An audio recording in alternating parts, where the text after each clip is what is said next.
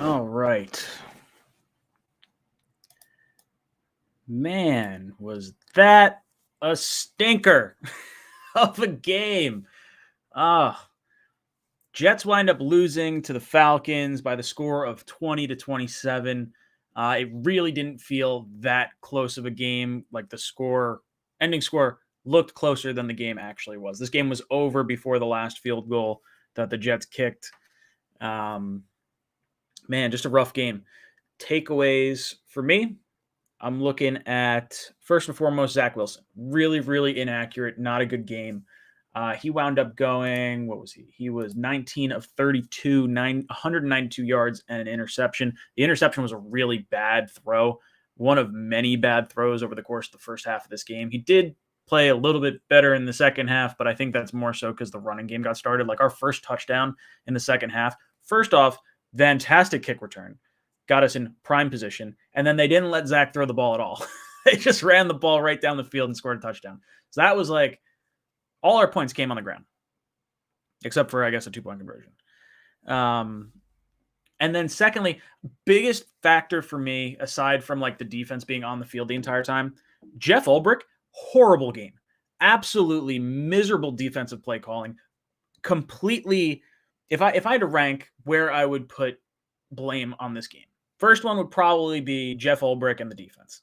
Then it would be Zach Wilson. It kind of like right there. How on God's green earth do you allow a defensive end? I like John Franklin Myers, but a defensive end to cover Kyle Pitts, a generational tight end who just came out this year. You literally like saw everything this guy did in college. It's not like he was like a phantom of your imagination. The guy goes for 119 yards, scores his first touchdown on us. It's the third highest yardage game for a rookie tight end in the last 20 years. I think Hawkinson and Jordan Reed had a better game their rookie years.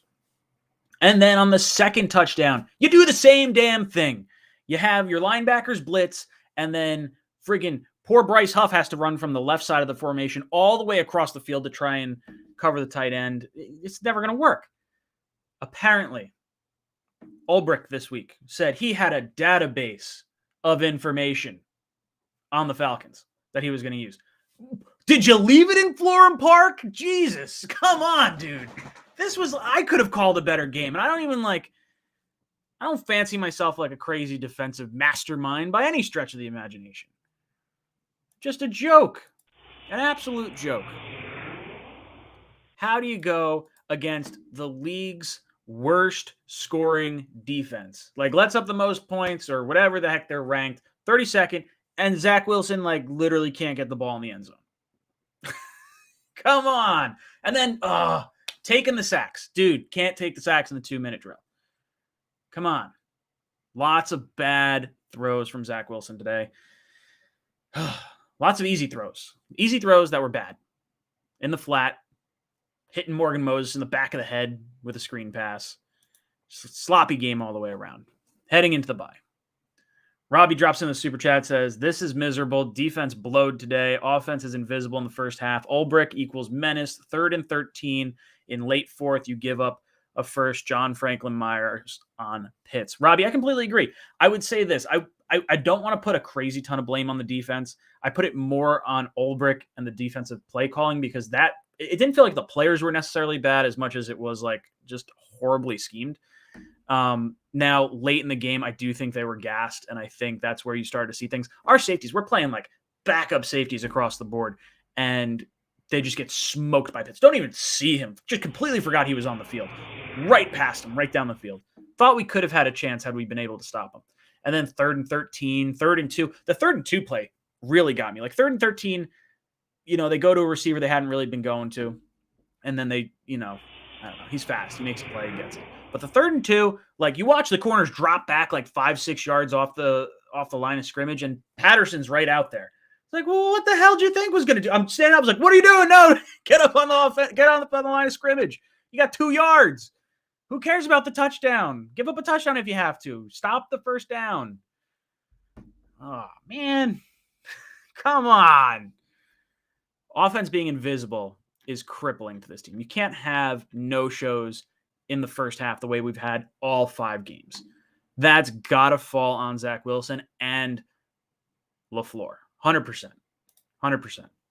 V-Man drops in with a super chat. He says, to quote Greg Allman, feels like I'm tired of the it feels like I'm tied to the whipping post. Good Lord, it feels like I'm dying when it comes to being a Jets fan. Hey, bright side of things, guys.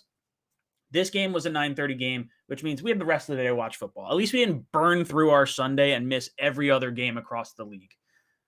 Glass half full, boys and girls. Glass half full. Joe S. drops in the super chat, says, Michael Carter is a keeper. We might have found a running back. I agree. I really liked him. I know his yards per carry were not that great. All the running backs, I think, were below 4. But I think we only had like 17 or 18 rushes. We really didn't have a whole lot of rushes. But receiving-wise, I thought his blocking, aside from the hands to the face, that wasn't that great. But I thought Michael Carter looks like a legit running back. And for me, it looks like we've got I think Zach Wilson's going to pan out. I like Elijah Vera Tucker. I thought the offensive line played all right today. I didn't think, Wilson was getting beat up. I think they had 2 sacks given up today, and those were mainly on Wilson anyway, holding on to the ball too long. Elijah Moore, it looks like they were trying to work him back into it. He wasn't really a focal point of the game. The big pass interference down the field was huge. That set us up for that other touchdown. And then, I like Michael Carter. I like what we're seeing. I think this draft class has been pleasantly surprising, and I'm actually, I shouldn't say pleasantly surprising because I thought it was going to be good, but I do really like the everything we got from our rookies so far, especially Michael Carter. Big fan of that. Let's see where we got. Alex had a comment in here. Alex, let me find it right quick. Alex, he says, not the best game. We'll come back better against the Pats. We have a bye week, so we better come back better against the Pats. I just don't. It's got to be better than the first performance, right? Like, Zach can't throw 4 interceptions twice. And there it goes. Ryan said it. Now it's gonna happen. We better see a better performance. I'm sick of this whole first half, getting donuts. Absolutely horrible. Girth Brooks says, let's go, Brandon. Who are you talking about? Let's go, Brandon. Let's go.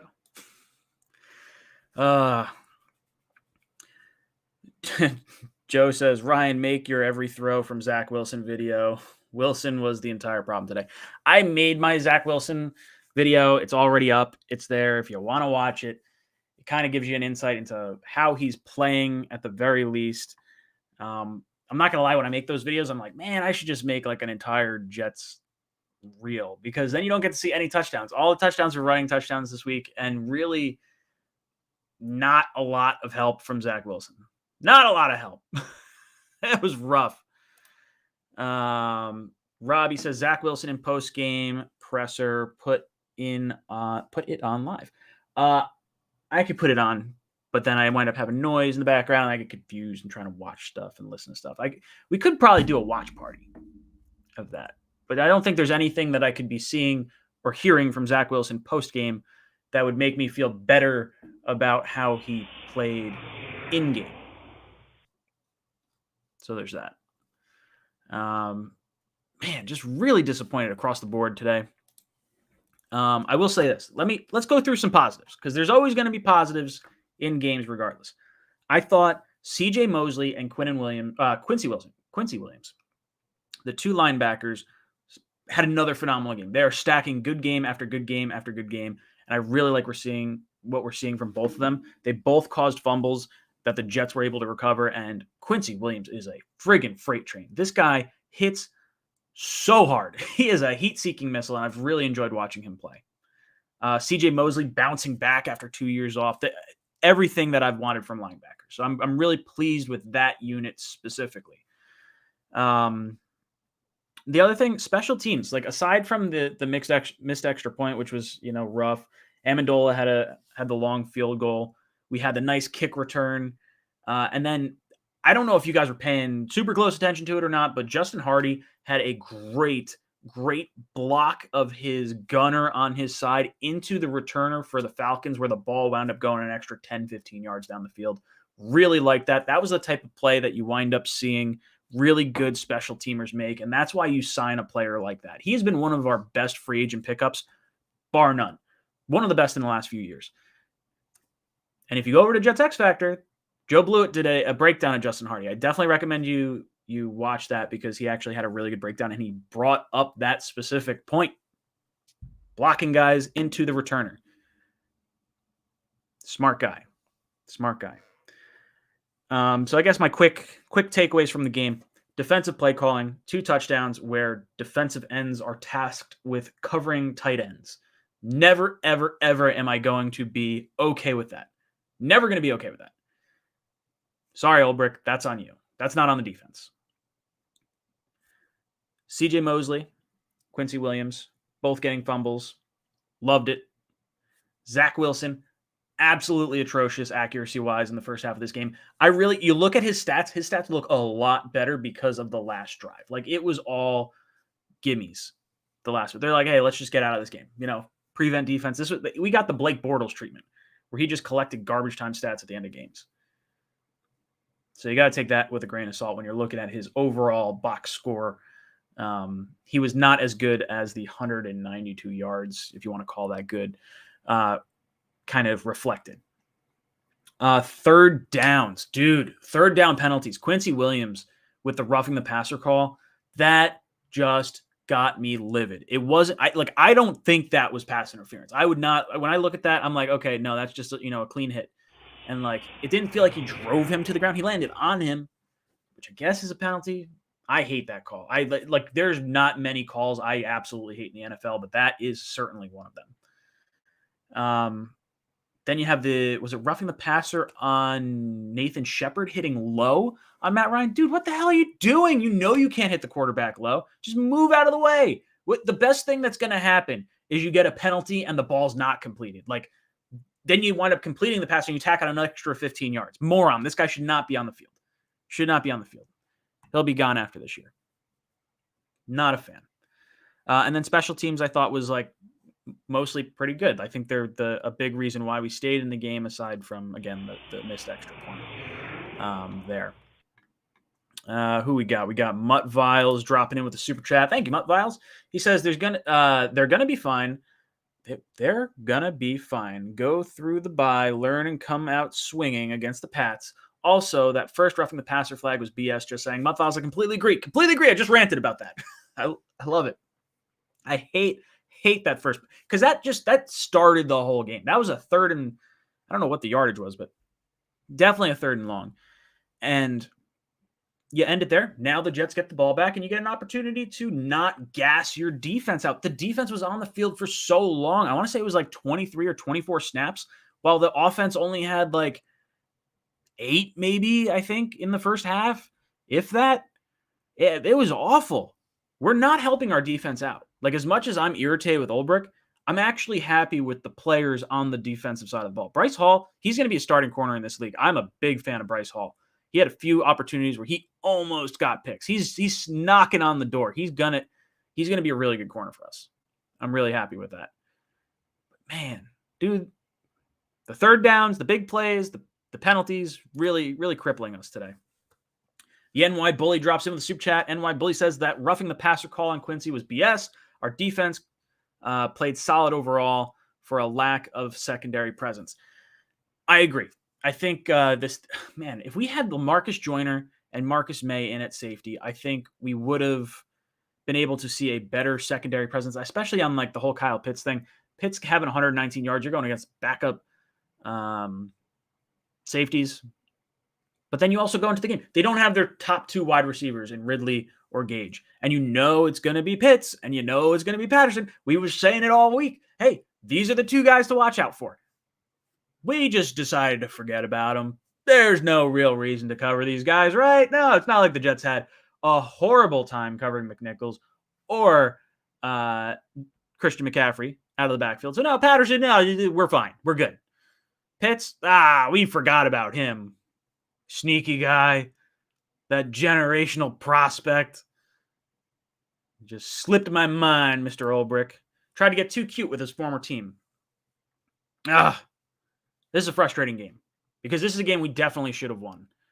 I think if you don't cause the roughing the I shouldn't say cause. If they don't call the roughing the passer play on the first drive, I think it at least swings momentum a little bit, and it probably helps your defense out a little bit, because that was a long drive that we wound up going on, and then it was like a 3 and out and then back to a long drive again.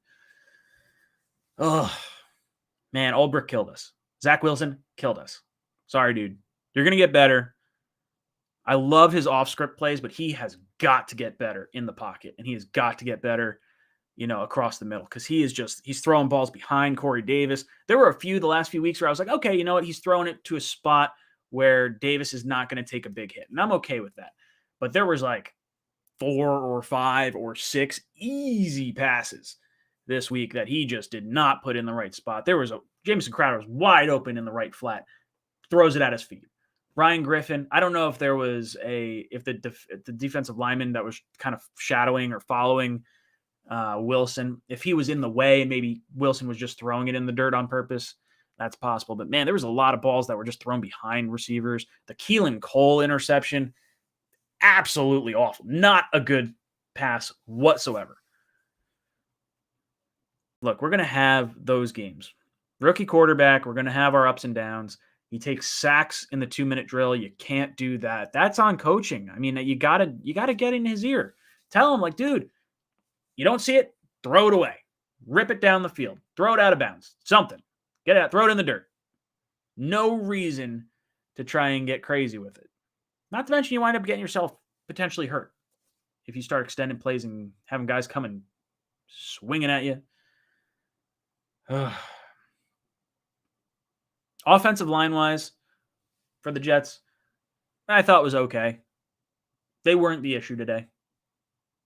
God, man, it's really, for me, it falls completely on defensive play calling or defensive assignments, maybe, and Zach Wilson. I really was disappointed with what we got out of those two in particular. There was a few opportunities with timeouts with Salah that I thought were really off-putting. I wind up putting question marks next to those. 3rd and 13, like, why are you calling timeout? I don't know. There's just a lot of things to clean up. We got a lot to work on going into the bye week, and I think the Jets they got to look better, right? Like, what do we got coming up? What's our schedule? I know we got the Patriots next. Let's see. Jets schedule. Is the one after the Patriots the Bengals game? I think it is. So you got Jets against the Patriots in Foxborough, then against the Bengals at home. I'll be at that game, so if you are going to be there, let me know. One of our regular viewers, and I'm blanking on your name right now off the top of my head, so I apologize. Actually gifted me the tickets, so thank you, much appreciated. Indianapolis Colts on Thursday Night Football, so we got a short week going from the Bengal game, traveling to Indianapolis. That's going to be tough. And then you got Buffalo. That's going to be a hard game. Then you got the Dolphins. And then the Texans and the Eagles. Like, there's some winnable games coming up. The Jets could go on a little bit of a run, but they got to play better. This was a game we really should have had. If you wind up playing well in this game and you go into the bye 2-3, that changes everything. Now you're going into the bye 1-4. Not fun. You're not putting a lot of good stuff on tape. And that's what's frustrating to me. Corey Davis is a baller, but man, Zach, you got to stop forcing him the ball. Use some of your other receivers. Denzel Mims, first catch, fantastic. What was it, 1st and 20? Nice catch by Mims. Get this man on the field more. Had a second catch, got like 5-6 yards. I'm happy with what we got out of Mims today. Keelan Cole, we got a bunch of good receivers. I don't know why Zach totally locks in on Corey all the time. Just give a little head fake. He did a nice one. The deep pass where he tossed it up to Davis, but it wasn't complete. I think that's the play I'm thinking of. Along the right-hand side, kind of 2 defenders there. He looked to the left and then fired one to the right. So not the worst. You could pretend, you could say like, hey, I know I'm going to go to Corey Davis, but I'm going to look this way and at least pretend like I'm not going to go to Corey Davis. You could do that. People do that all the time. I don't care if you're not looking at the receivers on that side. I mean, I do, but at least don't dial in your throw each time. The NY Bully drops in with another super chat. Thank you, dude. He says, Wilson has to get better, but I like the fact that he doesn't seem rattled after throwing a pick. Zach, the eraser Wilson, forgets about his bad plays and keeps moving forward, just optimistic. Yeah, no, you're right. Look, Zach is a rookie. I have no problem with him making rookie mistakes because he's going to get better. It's going to happen. He's going to put an entire year of film on tape, and he's going to be able to go back and just see what he did and learn from that. Like, you're going to have the rookie pains. Heck, Peyton Manning had 28 interceptions his first year as a starting quarterback. I think that's what it was. It was something crazy, something stupid high. I think he's got the record. And they just said, hey, just learn. Just keep going. You'll figure it out. And he doesn't look rattled. I will say this about this Jets team. Saleh does have them playing tough. Like, it feels like they're trying to be in each game week in and week out. We haven't really had a feeling of like totally deflated aside from maybe the Patriot game. And that was just like brutal pick after brutal pick. Like, that game was over the minute it started. But for the most part, this team has been fighting and has at least been in a position where it's close. I feel like a lot of the Gase games were like, okay, we're either like kind of in it or like just getting the doors kicked in on us. So I don't know. I like what we're seeing out of the coaching staff so far overall. That's tough. By and large, I've liked what the defense has done up until this week. This week made no friggin' sense to me. Sorry, Ulbrich, this one's on you. Offensive-wise, LaFleur needs to get better. We have not scored any points in the first quarter and like almost none in the first half through 5 games. That's brutal. Absolutely brutal. I don't know. Guys, I'm going to try and make a 5 takeaway or grading the units kind of video, but I'm going to hang out. I'm going to watch some football. Enjoy the rest of the day. Thank you guys for tuning into the post game. Try to keep it short, not try to go too crazy here. I'll be live tomorrow, 8 o'clock, 10 o'clock. We'll do the call-in show. I want to hear from you guys. I like hearing from you guys a lot. I think it kind of keeps me a little sane. And then I'll have, is it Sabo? I think Sabo's on this week. Could be wrong. One of the Jets X Factor guys will be on for sure. And then Tuesday, we got our Talking Jets panel. So me, O'Leary, and Green Bean will give some of our thoughts. If you want to check out our half game reactions over on the Jet Nation YouTube channel, myself, Green Bean, and O'Leary did go live at halftime. So you're going to have to kind of scroll through Green Bean's stream that he did for the game. But we were over there. We're kind of ranting a little bit as well. But guys, that's going to be it for me for the post game. Jets wind up losing 20-27 in a not so competitive game. But it's been fun, guys. I will talk to you later.